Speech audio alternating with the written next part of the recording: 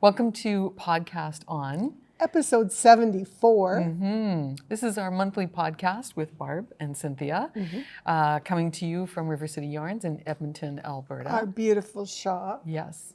It is a chilly day here in Edmonton, and we were just reminiscing about holidays. And how there's just not quite enough of them. Right. So you went to Mexico. I did. I did. I was so jealous. Well, you're going to Florida. I am. So It's true. yeah, I'm going to be jealous about that. No, but we have to get away in the winter here. Our winters in Canada are so long and often so cold that just even a 2-week little break makes all the difference in the world. Yeah. I will say that I got sick right before I left. Mario had a cold. Yeah.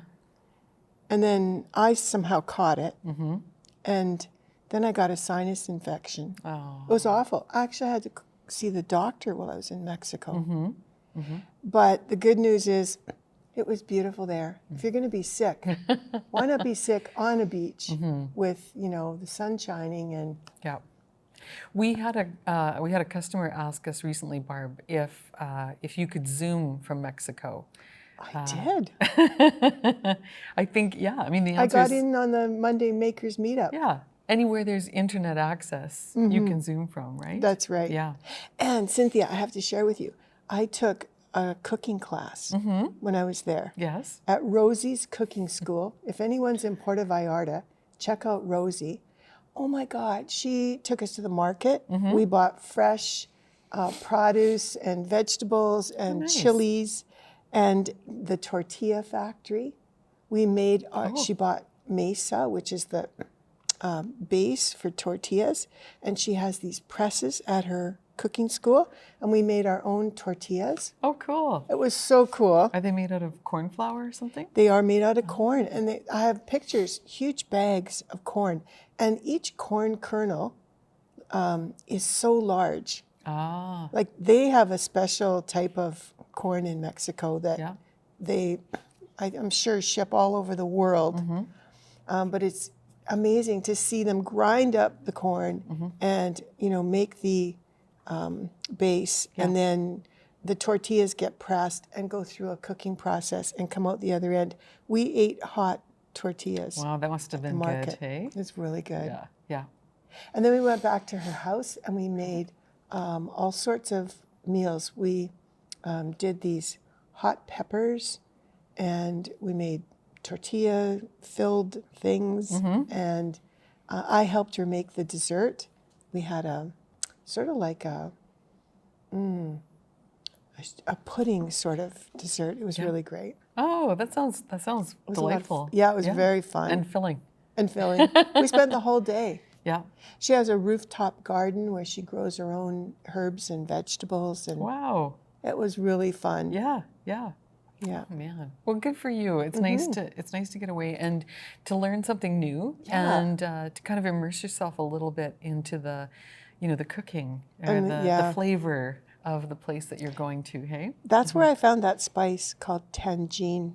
Tagine. Okay. Yeah. She was walking around the store yesterday, making us all taste the spice. She had this big shaker in her hand. She said, hold it to your hand. I'll just shake it into your hand. It's just like salt.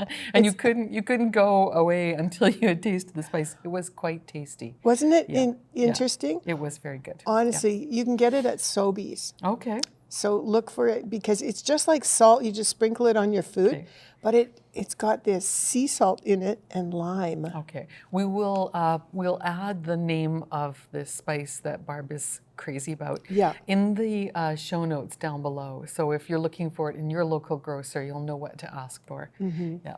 Tagine. Tagine. Okay. Again, we'll put it down below. So if you're looking for any links or any of the details about what we're talking about today, they'll be in the show notes down below. Yeah. Well, welcome home. Thank you. We did miss you. It's always more fun when we're working on things together. It was fun. I zoomed in for Monday's Makers Meetup. Yeah. That was a lot of fun. Yeah. And every day there was an email in my inbox. So from me? Yeah. You can send her away on vacation, but you can't get away from work. Yeah. Well, what do you think about that? About working on vacation? How do you does your husband say no, forget about it? No. I mean, like, there's downtimes too, right? Like he'd go down for coffee in the morning, and I'd like do a couple of emails, and then at night, once you're kind of done for the day, you tuck him into bed, and then you do some more emails. When I did my MBA, I was a single parent, and people used to say, "I don't know how you do it. Like, how do you have two children and do this massive education program?" And I would say to them, actually, it's pretty easy because my kids were of an age where I put them to bed at 8 p.m. and then the rest of the evening was mine. I didn't have a husband to attend to or visit with, or you know what I mean? There wasn't. You were a single mom. There was no other adult in the room. So sometimes I think having kids and putting them to bed is actually not a bad strategy. It means you can't go out for pub night either because you've got to pick up your kids after school and take them home.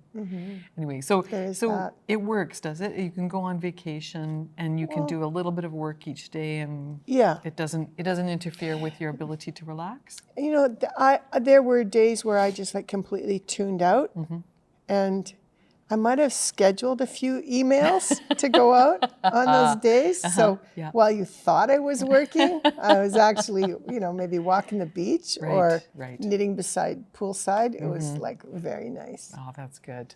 That's really Anyways, it's been a tough year because physically I feel like I've been sick for 6 months. I think you've been coughing for 6 months, for sure. Yeah. So when I got home, I got this antibiotic, and that was great. That really helped my cold and my chest and sinus, but I still have a bit of a cough. So I gotta get that. It's got to go away. It might just be time that does it, though. Hey, maybe sometimes that healing process is very long and slow. You know what I think it is? What? I think it's isolation. When I was isolated during COVID, I was not sick. For 2 years, I was healthy. Oh, so you think maybe you're sicker now because you weren't sick for 2 years? No, I think it's, we've released all the, rules and regulations. People are just going everywhere and doing everything, including me. Yeah. I haven't been wearing a mask, out all the time. And I think that rigor of wearing it and isolating and, kind of staying apart has kept me healthy. And now that it's, relaxed. I mean, do you ever hear on the news anymore about COVID? Well, actually, you do. It's really? It's still We used to out there. have daily reports, and the health, sure. doctor would come on and say, "Here's how we're doing today," and that doesn't happen anymore. True, that's true. There isn't. It's not the pandemic it was before. No, and yet our hospitals are full.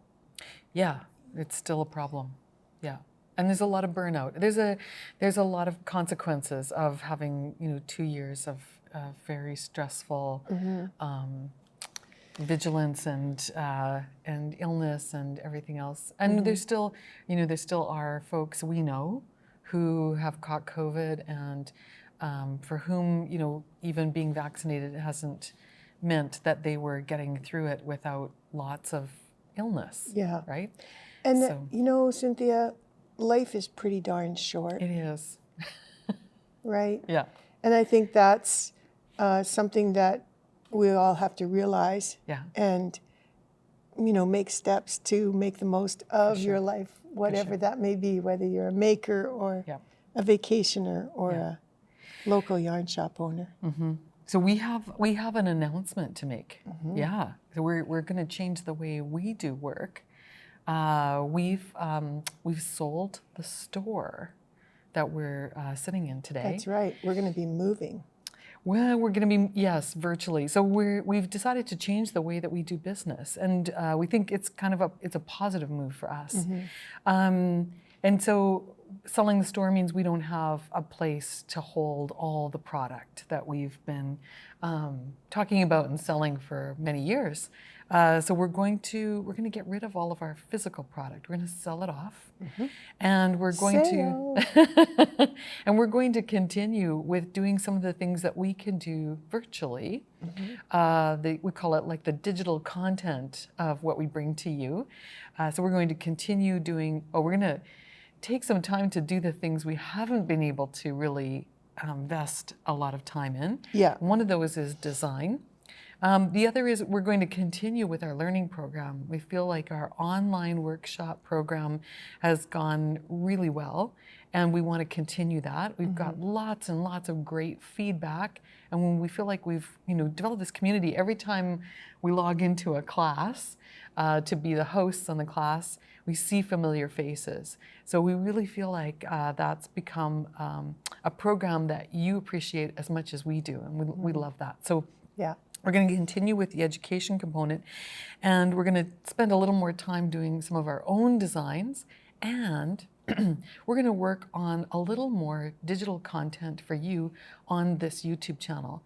We want to invest a little more time in doing some of those tutorials that you love as well. We get lots of great feedback about some of the tutorials that we've got online, and so we want to continue putting those up for you. Now, we know that a lot of you tune in here for yarn. And let's just face it, that's a big part of the business. For sure. It's a huge part of our business. Huge. Before. Right. But what we've done is we've made connections with so many other local yarn shops and so many dyers, and we're not going to leave you in the lurch. Well, yeah, there's lots of yarn out there. Right. There's tons of yarn, and now a lot of our yarn suppliers are shipping direct to consumer. So our whole retail, environment's shifted in a way that's very positive. You can get yarn from Rowan, and all sorts of local yarn shops will ship now. And that's been a big part of our business, and something that we look forward to as well, being able to get it and get it very quickly. Yeah. We've also developed agreements with some of our exclusive yarn dyers so that you can still get Adam and Eve and Eden and our hat trick and sports-inspired yarns.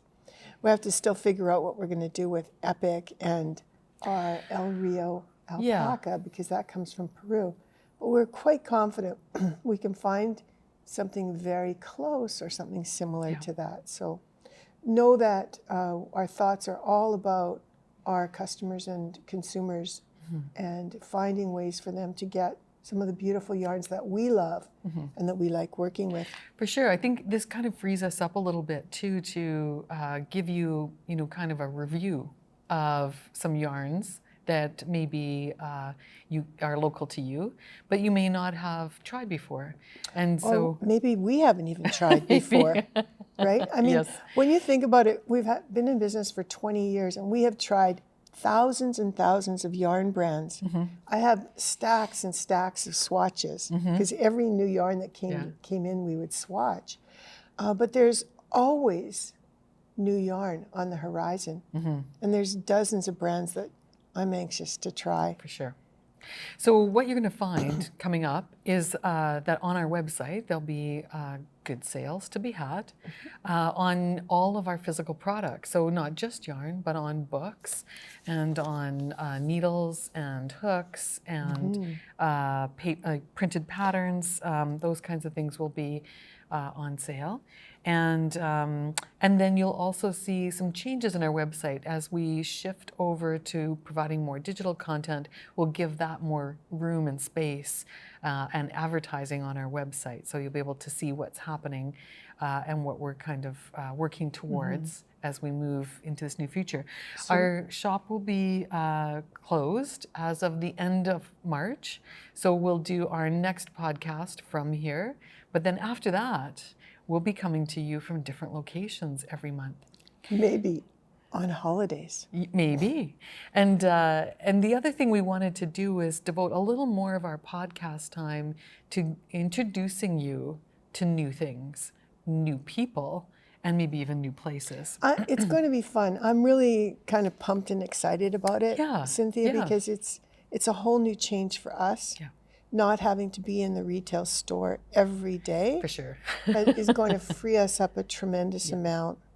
Yeah, there's a lot of to-dos we have. You know, we want to go through our pattern collection, our RCY originals, and we want to do some updates to them, continue to add addendums to them. And so now we think, well, might have some of the time to do that.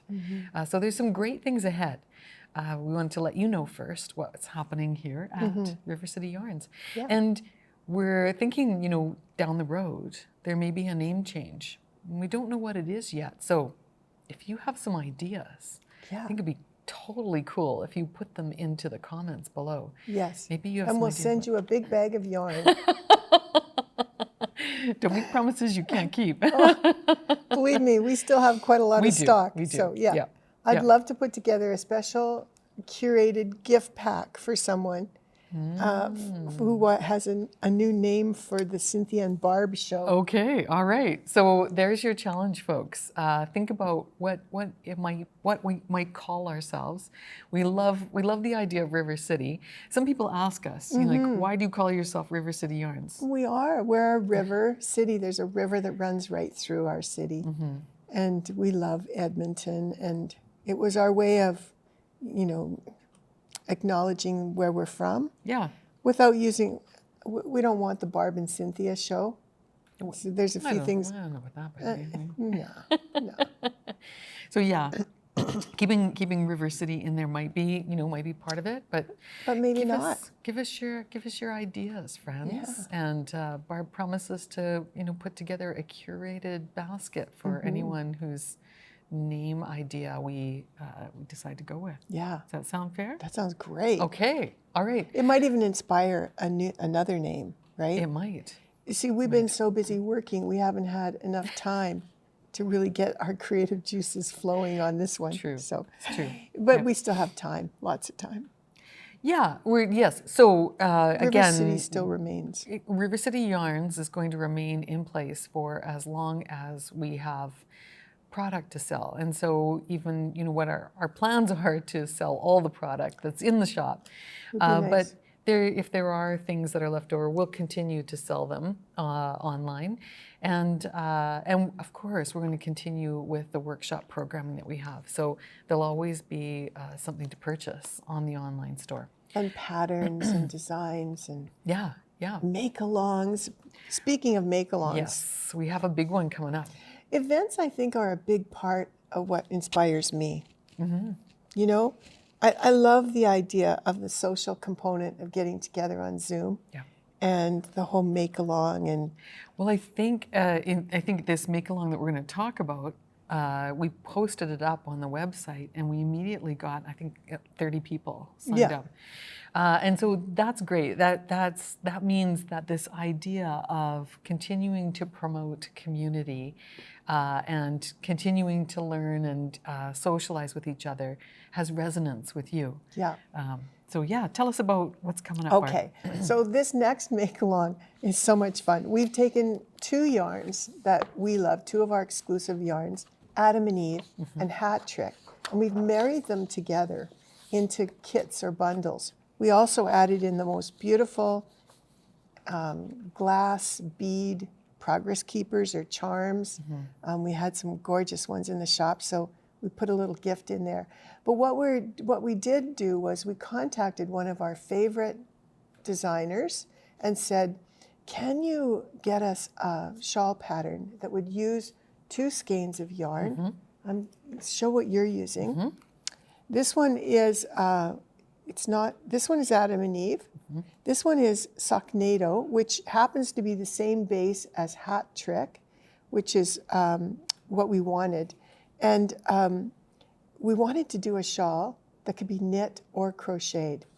And I think we found the best person to do this. You go ahead. Okay. Yeah. So we knew that Carissa Browning was an expert crocheter and an expert knitter, and she has patterns that can be done both knit and crochet.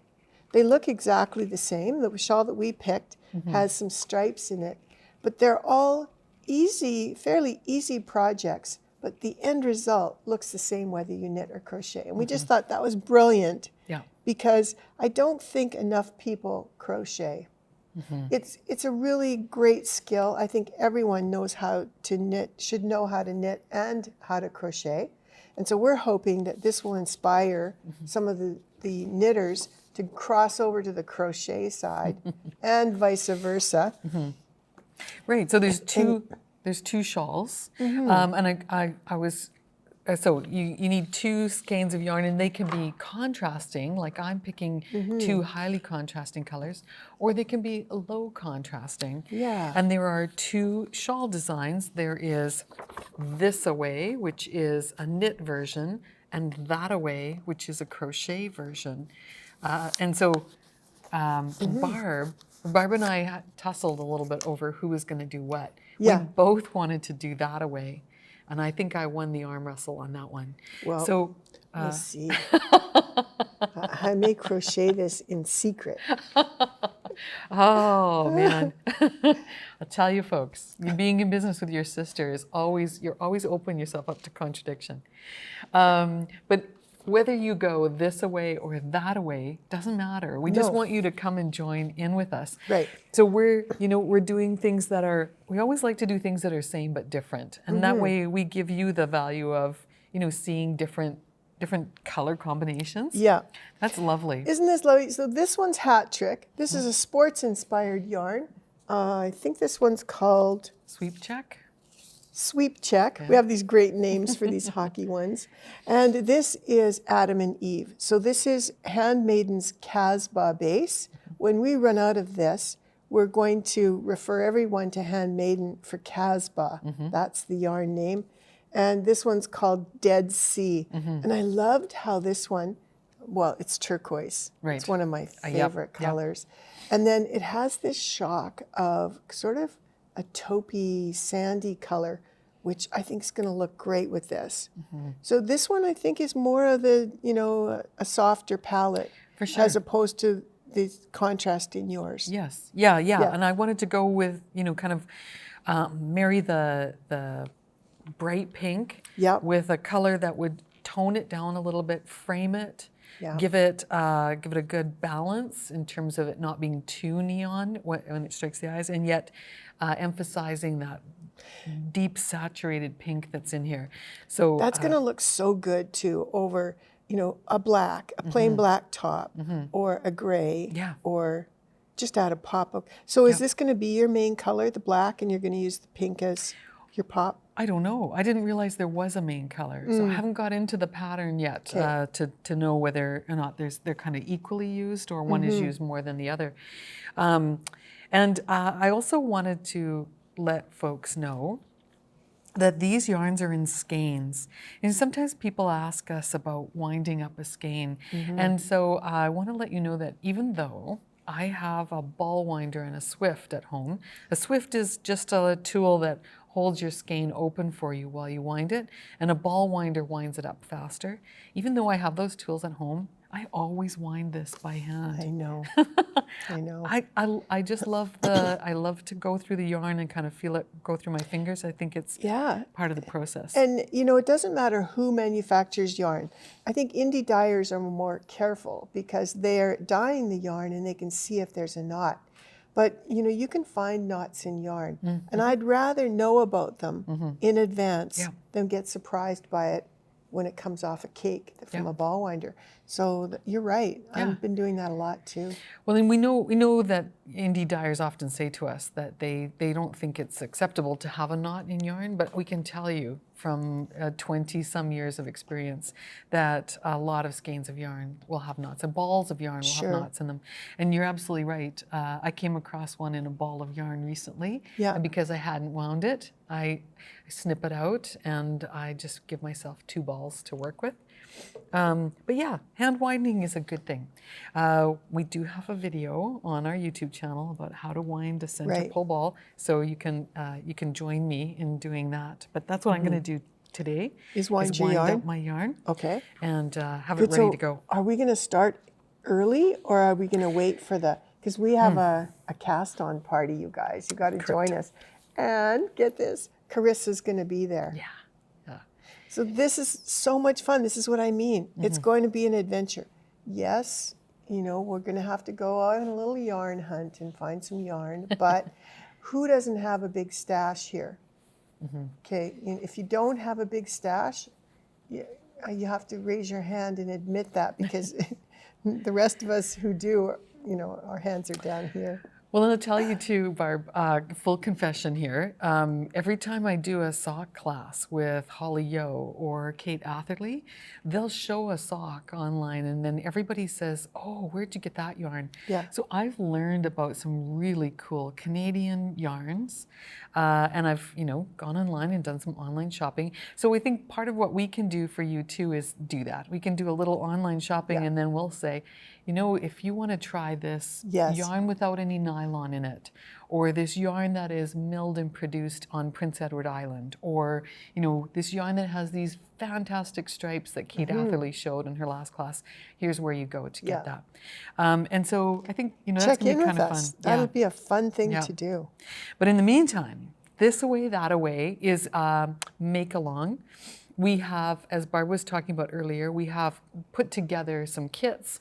That's what I'm using here is a Void plus Pink Tulip.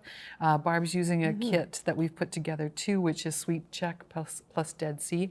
So you can order a kit of yarn. You can order it with or without one of the patterns. And then all you'll need to add to your combination is a 3.25 millimeter knitting needle if you're going to do Thisaway, or a 4 millimeter crochet hook if you're going to do Thataway. And the pattern sales, all the proceeds from the pattern sales go to Carissa Browning. So if you want to go through your stash and find the yarn, you're certainly welcome to do that as well. We have links to Carissa's patterns on Ravelry. They're also available on Carissa's website through PayHip. And so you can purchase the pattern, you can put it together with yarn from stash, and join us for the Make-A-Long, which will begin on Saturday, February 11th. We're going to run the Make-A-Long for 3 weeks. It's going to be held by Zoom. And to answer your question, Barb, I think we will have to start ahead of time. Oh, do you think? Well, because I think what we might want to do is perhaps answer some questions, right? Well, yeah. We have Carissa with us, though. That's true, too. She's the expert. All right. Well, I mean, you could. Might be fun, just, delayed gratification, Cynthia. We'll see. Anyway, we're starting on the 11th with a Zoom get-together. We will be recording it. So if you're unable to join us at the time, if you register, we will send you a link to the recording after the session. And go through your stash. We definitely want you to stash bust. And we also want you to try this yarn if you have not tried it. It's amazing. It's beautiful. And we might have, a few skeins here. help us reduce. And come out and join us. That's the main thing. We want to build lots of community and see you on Zoom. And well, that is one thing you could do is, add to your collection. If you if you want to, collect a yarn in a colorway that you may not get again. Yeah. You can get the base again, but you may not be able to get Dead Sea again. Well, yeah. Janet did say she would try and replicate colors, but that can be tough. So this is an opportunity to kind of stock up, right? Right. Get something that's one of a kind, which we love.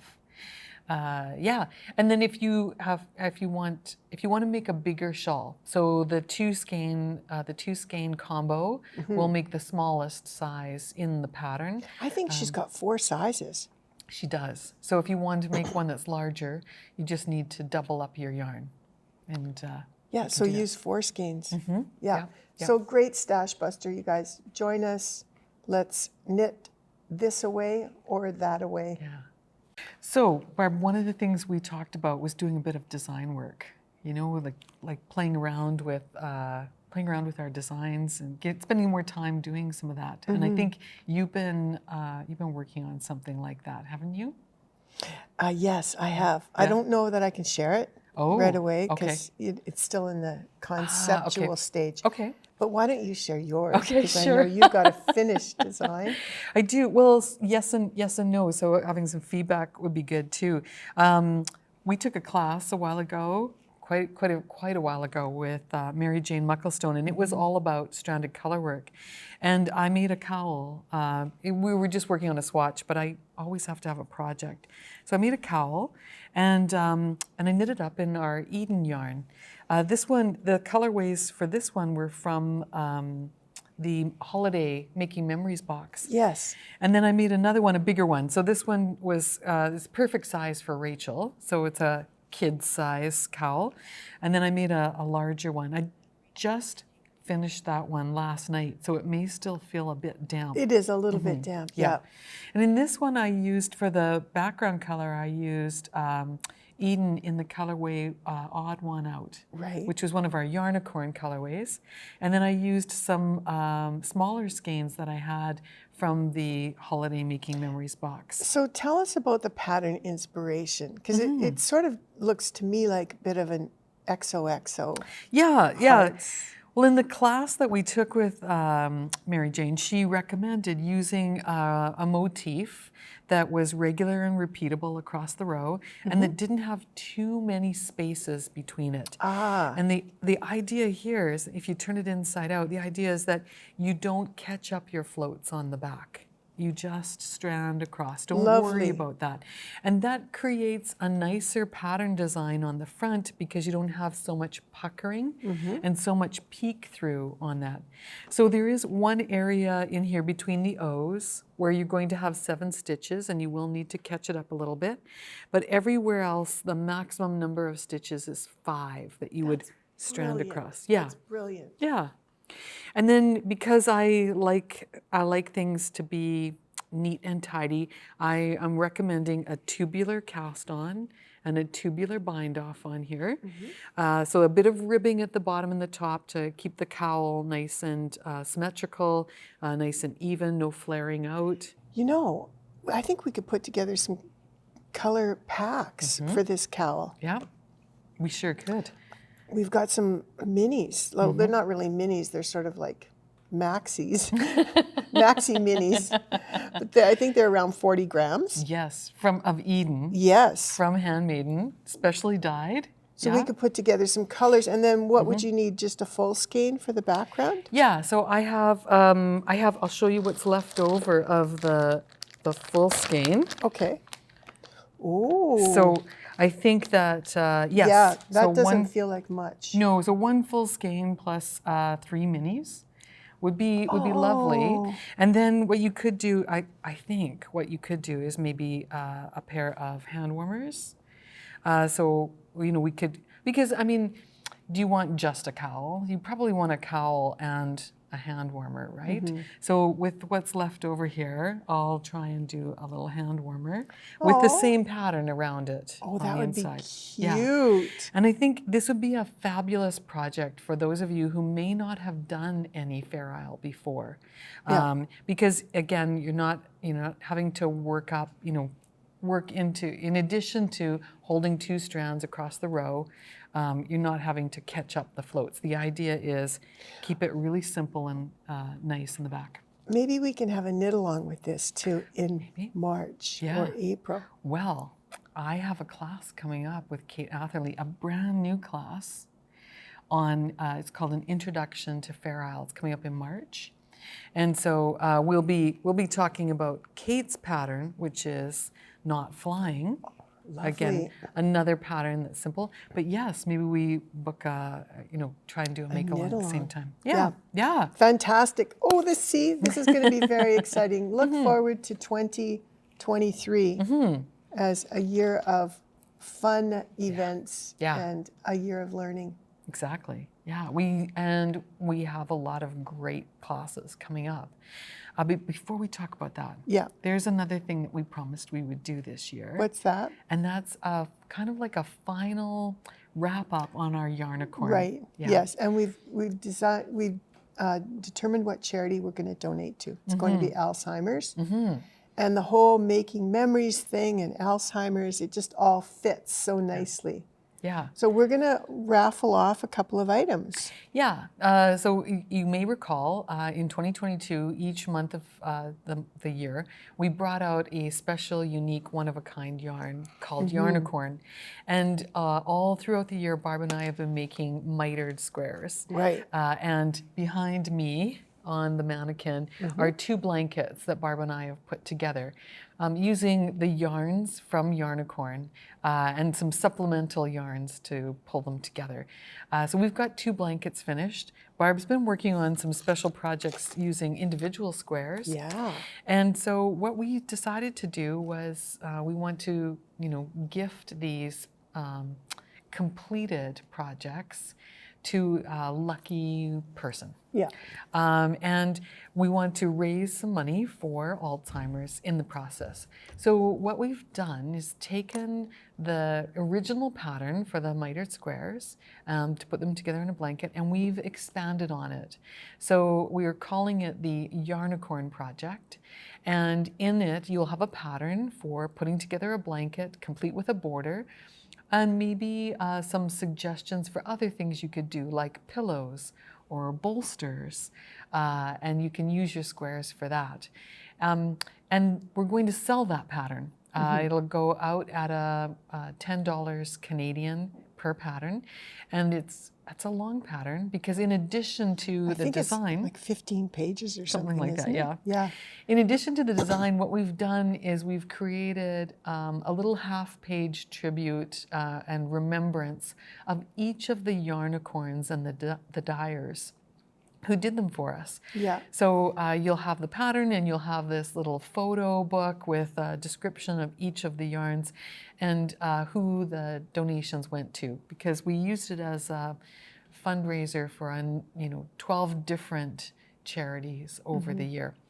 So that'll be like a little memory book. And it truly is a memory book. It's a thank you and a tribute to the dyers who did such an amazing job. Not only did they dye hundreds of skeins of yarn, they came up with inspirations that were tremendous. Yeah.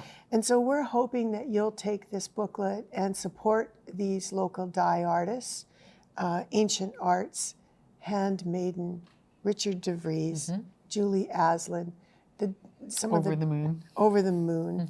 Some of the dye artists that are closest to us and that we think just do amazing work. So we're hoping that you'll look them up and support them over this next year. We all need a lot of support in this industry, and so thank you. And that's our thank you. And at the same time, we can give all those pattern proceeds to the Alzheimer's community. Correct. Yeah. So we're going to do that, and then on April 1st, so we're going to run this kind of fundraiser, if you will, from February 7th until April the 1st. And on April the 1st, we'll pick names from folks who purchased the pattern. So that's kind of like your raffle ticket. So you'll get the pattern, but also you'll be entered into a draw to win one of the projects that Barb and I have made. The border section alone is worth the pattern price, Cynthia. That was such a great, you have a mitered corner border on the mitered cornered square. And you guys, this, I have to tell you, is the most fun to knit. I was totally addicted to this last year. Knitting these mitered squares is just a great stash buster too. Yeah. Cynthia's designed it so that you can use a worsted weight yarn or 2 fingering weight yarns. So if you have a stash, similar to mine, or you'll know. An assorted stash? Yeah, you'll appreciate the fact that you can hold 2 strands together and bust through it, and so well worth the pattern. Thanks. The pattern alone. Thank you. It's great. And we have to give credit to a couple of people who've inspired us, and that's Lucy Neatby. She's designed a pattern for us called the MVP hat, which uses mitered squares on the headband. Mini squares. Yes, so if you really want to get into this, you'll have to get that pattern too. And then I think, kind of like, I don't want to call her the grandmother of mitered squares, but maybe the, oh, I don't know, the inspiration of inspiration. And that's Vivian Hawksbrough. She's a Danish designer who has a book on mitered squares and continues to use them. And anyway, she's been around for a while. Yes. And she's inspired us in the past as well. So yeah. And then yes. So if you have some of these squares and you've been knitting along with us, we know that you have, and you're thinking, what the heck do I do with this? I don't want to turn it into a blanket or whatever. Yeah. Oh my gosh, you got to get this book. This one's coming home with me into my library too. Well, I think Barb might turn some of her squares into toys. Okay. And so we can add that. Nikki's got a flying pig. How cute is this? And this is made from one square, Barb? One square. So this book, she's got probably like 25 or 30 patterns in here. They're all made from one square. She shows you the square, okay? Shelley the turtle, yes. Shelley the turtle, and then she shows you what Shelley looks like when she's sewn together. And she also shows you how to do it. Now, this is so cool. So this square ends up giving you a head, a body, and 4 legs.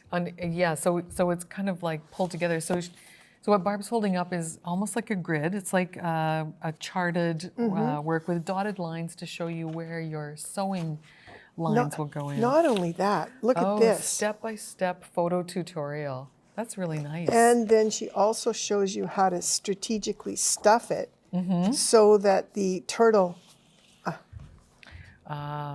This is really nice. You know, sometimes you can learn anything you want from YouTube, but I have to say, I like a photo tutorial. I love books. It's not moving. You know, you can catch up, which is really nice. Like Fair Isle knitting? Okay, you can make the Fair Isle cat. So, yeah, the ideas in here. Part knitting technique. Part what to do with all those swatches. All right. Oh. Hugo the Hedgehog. One square. And with maybe intarsia. Maybe you learn a bit of intarsia in this one. Yeah. Looks like it's a square within a square. You could use up that novelty yarn that's been in your stash since 1999. No, who's got that? Not me. No way. Oh, a panda. Amanda the panda. My goodness, Nikki is so creative. So this is the book to get. How many copies do we have left? Oh, I know my daughter would love this. Oh. Oscar the Octopus. Oh, thank goodness. I thought it was a spider at first. No. Well, I think you could make it into a spider, though, couldn't you? You could. It's kind of scary looking. Cool. Yeah. So, cool. Okay. That, and then this one. I just want to promote the Knit 2 Nora books. Because Cynthia is wearing this kimono that's on the cover. It's so beautiful. This one is called the Kimono Cardigan. And this is a project that my daughter made for me. It's one of your favorite sweaters, isn't it? I love it. I love it. It goes with everything. I think it's particularly stunning over black. And I have a lot of black in my wardrobe, so it's kind of nice to have something colorful to go with it. And it's just done with squares, like we were talking about, garter stitch squares and stockinette stitch squares. So it's a great project for those of you who may want to knit a sweater, or a cardigan, but don't have a lot of experience with increases and decreases and things like that. Yeah, and look at this. Someone was asking us about felting, because we did a felting workshop for Rowan. Yes, we did. And I've been getting all kinds of questions about felting. Here's a felted cloche. So it's a hat, but I would imagine that you could turn it into a bowl or a basket, right? So upside down. All the projects in here are worked with Noro yarns, and one of the things that Noro is kind of famous for is the fact that they made striping yarns in bigger gauges. You know, it's easier today to find a striping yarn in a fingering weight, in a sock yarn, but harder to find a striping yarn in like a worsted weight. Yeah. So the Noro yarns are really good for that. And shout out to all the designers in this book. Oh my gosh. There's some really great designers that have contributed to this book. So do we have a few of these? We don't have too many.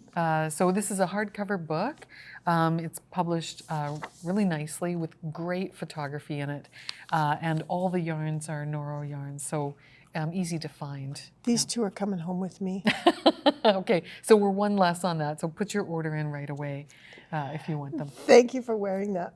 I love it. Again, you know, it's kind of a classic design. And I do have a jewel pin here in the front holding it together. And we have some of those, and I'm putting them on sale next week. Okay. So there we go. Yeah, the jewel closures, it's JUL, are made with real leather, and they're screw-on. So you can put them onto your knitted projects. You will need something that is like a commercial knit might not work because sometimes they're machine knit really fine, but your hand knit projects are perfect for jewel closures. You guys, if you're having trouble styling worsted weight shawls too, because they look amazing, but sometimes they're hard to wear, we have these jewel round buttons that you can put 1 or 2 or 3 on a piece, and they hold it amazingly. So they stay in place. And then you'll just take your shawl off and on. Like, I mean, you could unscrew them, but you know, once you've got them positioned properly, just, you know. I love them on easy folded ponchos too. I'll often, you know, put 5 along the shoulder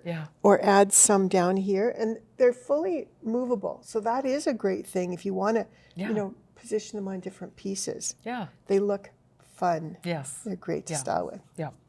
And they're on like an all-natural product, right? So that's really Let's good. keep going because I know you got a few things on the list, right? I think, well, the other thing I wanted to let you know is that we have some really great workshop opportunities coming up. In particular, so tomorrow, there's a class with Ann Budd on conquering Kitchener stitch. And, you know, you might say, oh, Kitchener stitch, I know how to do that. But do you know how to do it on garter? And do you know how to do it on rib stitch? And did you know that you can apply the this grafting method to the tubular bind-off? So all of those things Anne is going to cover. Why would you want to do that? Why would you want to graft garter stitch together? No, why would you want to apply it to a tubular bind-off? Ah, well, because... do I have to take the class, or will you tell me? Well, on this project that I did, you know, I finished it with ribbing. Yeah. And then all my stitches are on the needle. So if you don't want to look up how to graft your tubular bind-off, because it's a sewn bind-off. Oh, okay. Anne's going to teach you how to remember it from having to, because every time I go to do the tubular bind-off, I look it up online. But Anne's going to teach you how to think about moving your yarn needle so that you don't have to look it up each time. A mantra, a memorized mantra. Yeah. Yeah, and not even a mantra in the sense that you have to memorize it. It's very easy to remember. But then she's going to show you how to apply that to garter stitch, for example. Because when I learned Kitchener stitch, I learned a mantra, but it doesn't apply to everything. Right. Right? So she's going to change the way that you see the stitch and the way that your needle enters the stitch. And friends, when you think about it Anne's way, it frees up left-handed people from having to do it from the right to the left. The way that Anne teaches you, you can apply to grafting left to right. So it's an amazing kind of concept. Okay. And it's done in an hour. So, it's fast. Okay. Then we're doing our Thisaway-Thataway program in February. And at the same time, there are 2 really cool Fiberside chats coming up. Fiberside Chats are the program that's run by our friends at Longmont Yarn Shop, and they've got two chats coming up in February that I think you need to know about. The first one is with Margot Huffnagel, and it's called Fill Your Cup. She used to design for Barocco. Yes, I think she might still. And she's going to be talking about using knitting and other art practices to relax, to relieve stress in your life. Sort of like Fiona with yoga. Yeah, and the theme continues because the next one on February 26th is with Mary Ann Gebhardt, and she's going to be talking about yoga for your knitting. Oh, cool. Okay. So she'll be exploring knitting and crocheting as a form of meditation. And that really resonates Yeah. a lot with us. And this is something that our relationship with Longmont will continue, correct? Absolutely. Yeah. Yes. Yes. Just to reassure you that we're still active with that. We're not going anywhere. In March, we've got Breaking Plaid coming up with Carissa Browning. This was a really popular class. We sold out the first time around, so we decided to hold it again. And there's a sample here. So is this what people are going to make? They're going to make more like a dishcloth size or a square. Okay. That'll be what Carissa will get you started on. But if you want to continue on it, you can certainly work on, you get a pattern for a cowl or a scarf or whatever you want to turn your breaking plaid into. But it's reversible too, isn't that totally cool? Reversible. And this combines the technique of marling and double knitting. And so you're going to learn 2 knitting techniques and put it all together in this cool, crazy plaid pattern. Well, that's wonderful. Yes. And we're not done with gnomes yet either, friends. You know, Barb was on a mission to do gnomes in 2022.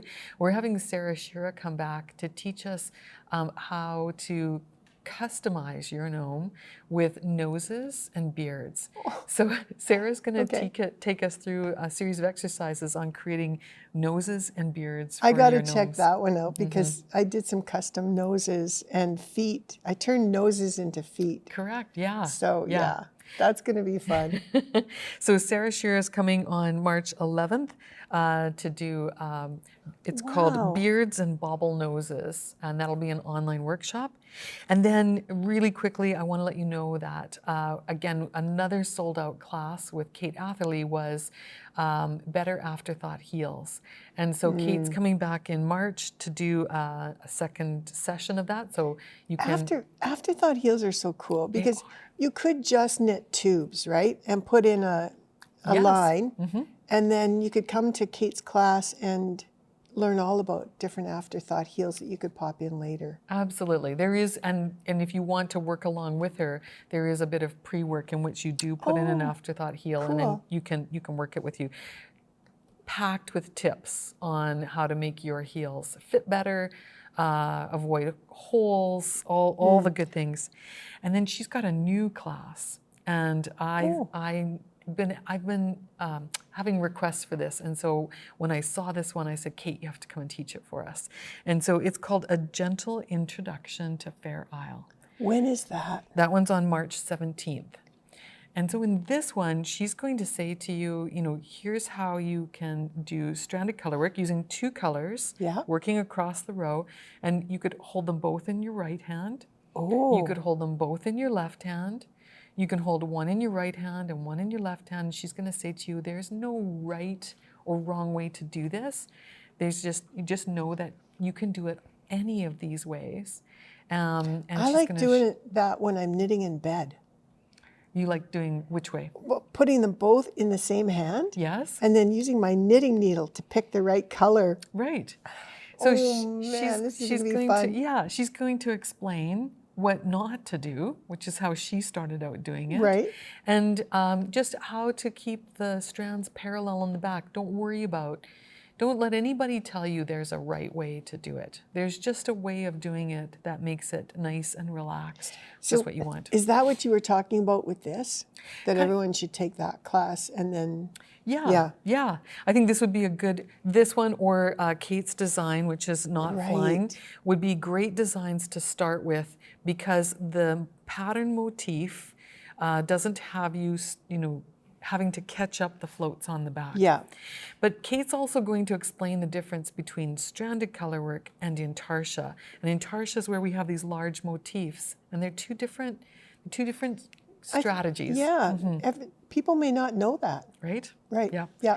So we'll have Kate teaching A Gentle Introduction to Fair Isle on March 17th, and you should come and join us for that. Even if you already have done stranded colorwork, you know that by taking these classes, you're going to learn, you're going to free yourself up from conventions that may be embedded in your learning. And we're never too young or old to learn something new. Correct. Right? Kate is really good at this. Kate, she'll often say, in my opinion, this is how you should, this is how you should consider it. But I think what she's always striving to do is to say, you know, just because somebody told you this was the way to do it, doesn't mean you have to do it that way. Yeah, and I love it. that. Right? Right? Yeah. Yes, because we are all individual and we all do things, we all approach things a little differently. So seeing it from different perspectives can really free you up and improve your craft. And I really think that this is something an experienced Fair Isle knitter would enjoy too. Absolutely, because for me, I've been doing Fair Isle for a long time. When we took this class with Mary Jane, the challenge of not catching up those floats was the hard part for me. Yeah. So, yeah. Really so there we are. I think we've covered everything. I'm just taking a look at the schedule here. We've covered everything that we had. I just want to tell you folks to watch the podcast to the end, because there'll be a link to an interview we're going to do with Carissa Browning, and we want you to see that. Yeah. She's going to tell us about her designs, her craft, her inspiration, and a little bit about where she lives and what's cool about where she lives. And so we want you to stay on and visit us for that. We're almost done, right? But you've got these socks laying here. Okay. And you got to tell me about these, and then I want to tell you about these. All right, so these were samples that I made for a class that we did with Rowan on sock repair. And Barb and I want to, you know, as part of what we're doing here, teach more classes. So look for a class coming up on sock repair with us. These are just worsted weight socks. It's a pattern that we have on our website. I'll put a link to it in the show notes down below. We have that pattern on our website? Yeah, these are our Army ankle socks. No kidding. Well, well, I did do Kate Atherley's modified heel, so that's not in the pattern, but these. Maybe there needs to be a new sock pattern on our website. There does, yeah. And these I want to gift to you. What? Yeah. These are my Barb, Porta these are Vallarta socks. These were knit poolside. They're beautiful. Using a hand dyed, this was something I dyed several years ago. I dug deep into the stash. This was so much fun. And these are for you. Oh, Barb, they're gorgeous. They're absolutely Thank you. gorgeous. So this is from a sock blank. People will ask, what's a sock blank? A sock blank is just a sheet of knitted fabric that you can dye. They come in natural colors. And I just dyed this randomly, like really funky dots and dashes. And then you unknit it to knit the socks. I think we may have some sock blanks, some dyed sock blanks on the website. Maybe. I think I might have bought a couple of. Type in the word blank in the search field on the website and see what comes up. Just fun, yeah, really. I just love these bright, vivid colors. Yes. And they're so much fun to knit. Now, thank you. Confession, I have not, did I block those? Maybe I did. They look blocked? Oh, okay. Yeah. They still look a little kinky to me. So, well, they will. You know, you might have to. Yep. When you're working from a sock blank, you're not going to lose all of the kinkiness. Yes. It's going to be in there. But it adds texture to the stockinette stitch. So I'm glad you did these in stockinette, because then you can kind of see the texture in the pattern. Beautiful. So, thank you so much. Enjoy. Man, it's just a little pre-birthday gift. Aww. Next month we'll have cake. No. Yeah. Yeah. Maybe. We'll see. All right. So Barb, every month on our podcast we give away a prize. Yeah. And this month, what are we giving away? Well, who won? Well, we picked Patrick Mandolin, and he commented on the our last one that he was going to steal my gnomes. So we're going to give him one. Patrick, I'm going to give you one of my gnomes that I spent hours and hours knitting. So Patrick, thank you. Thank you for commenting on the podcast, and that is our prize for this for episode 73. And what are we going to give for episode 74? Well, I think you just had a great idea that we could give a sock blank away. Yes. So we want your comments. We pick from commenters on the podcast. So leave us a comment. There's kind of two streams running. We want to know what you think the potential new name for Barb and Cynthia's show should be, and that's got its own kind of prize idea there. So maybe just tell us tell us. What's your favorite heel? Your favorite sock heel? Okay. Okay.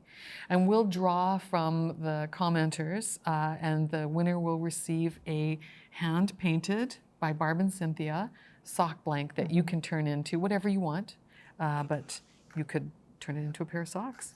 Yeah. Okay. So that's it. That's a wrap for wrap. episode 74. 74.